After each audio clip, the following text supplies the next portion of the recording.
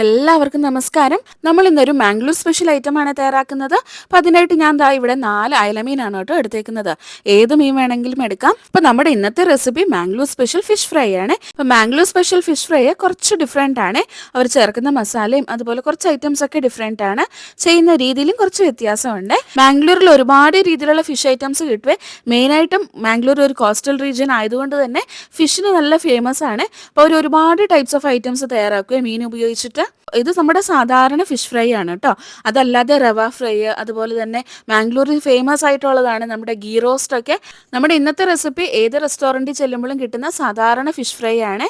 അയലമീനാണ് കുറച്ചും കൂടെ ടേസ്റ്റി ആയിട്ടുള്ളത് ഈ ഒരു റെസിപ്പിക്ക്. അപ്പം ഞാൻ ആദ്യം തന്നെ നമ്മുടെ അയല എടുത്തതിന് ശേഷം നല്ല രീതിക്ക് ക്ലീൻ ആക്കി അതൊന്ന് വരഞ്ഞു വെച്ചിട്ടുണ്ട്.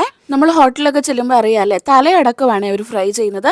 പക്ഷേ എനിക്ക് ഇഷ്ടമില്ലാത്തതുകൊണ്ട് ഞാൻ 2 തല അവോയ്ഡ് ചെയ്തിട്ടുണ്ട്. അപ്പം ഇനി നമുക്ക് മസാല തയ്യാറാക്കിയാലോ. അപ്പോൾ ആദ്യം തന്നെ ഞാനിവിടെ 4 ടേബിൾ സ്പൂൺ മുളക് പൊടിയാണ് കേട്ടോ എടുത്തേക്കുന്നത്. അധികം എരിവൊന്നും ഇല്ലാത്ത മുളക് പൊടിയാണ്.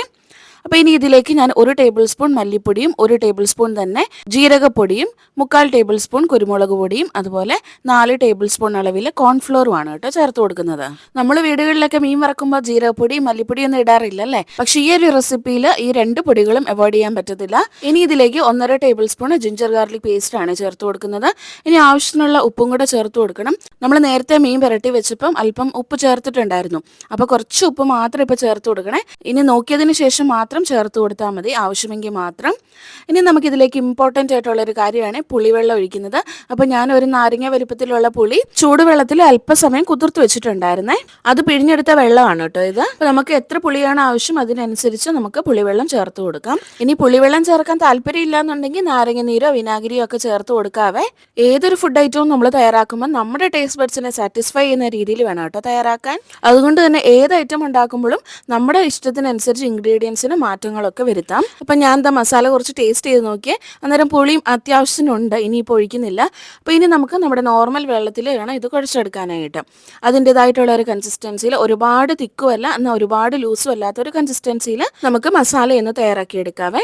ഇനി തയ്യാറായിട്ടുള്ള മസാലയിലേക്ക് നമുക്ക് ഓരോ മീനും വെച്ച് കൊടുക്കാം.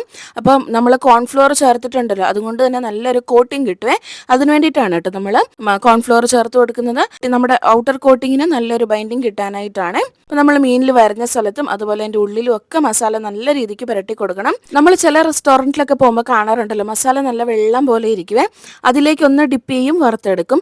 അതവർക്ക് സമയമില്ലാത്തതുകൊണ്ടൊക്കെ ആയിരിക്കും കേട്ടോ. അപ്പം മസാലയൊന്നും ഉള്ളിലൊന്നും കയറത്തില്ല. പക്ഷെ നമ്മൾ വീട്ടിൽ തയ്യാറാക്കുമ്പോൾ നമുക്ക് സമയമുണ്ടല്ലോ. അപ്പോൾ മസാലയുടെ കൺസിസ്റ്റൻസി ഈ രീതിയിലാക്കിയിട്ട് നല്ല രീതിക്ക് ഉള്ളിലേക്ക് കയറുന്ന രീതിയിൽ പുരട്ടി കൊടുത്താൽ മതി. ഇനി നമ്മൾ ഇതേപോലെ ഒരു മിനിമം അരമണിക്കൂറേലും വെച്ചേക്കണേ, ഈ മസാലയൊക്കെ ഉള്ളി പിടിക്കാനായിട്ട്. പറ്റുവാണെങ്കിൽ ഫ്രിഡ്ജിൽ വെക്കുന്നതാണ് കേട്ടോ നല്ലത്. അതാകുമ്പോൾ പെട്ടെന്ന് തന്നെ മസാലയൊക്കെ നല്ല രീതിക്ക് ഉള്ളിലേക്ക് പിടിച്ചു കിട്ടും. നമ്മൾ ആദ്യം തന്നെ കുറച്ച് മഞ്ഞൾപ്പൊടി ഉപ്പും കൂടെ തേച്ചിട്ട് ഒന്ന് മാരിനേറ്റ് ചെയ്തായിരുന്നല്ലോ.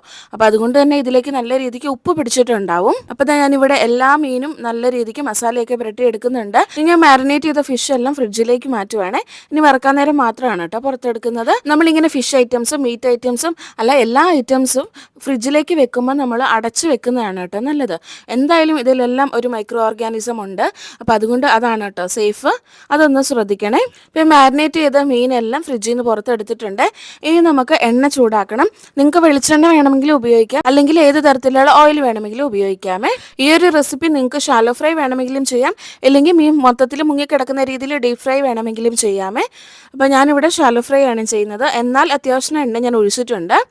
അപ്പോൾ ഇത് ഒരു സൈഡ് മുരിഞ്ഞ് കഴിഞ്ഞാൽ നമുക്ക് മറിച്ചിടാം. ഇനി മറ്റേ സൈഡും കൂടെ മുരിഞ്ഞ് കിട്ടണം.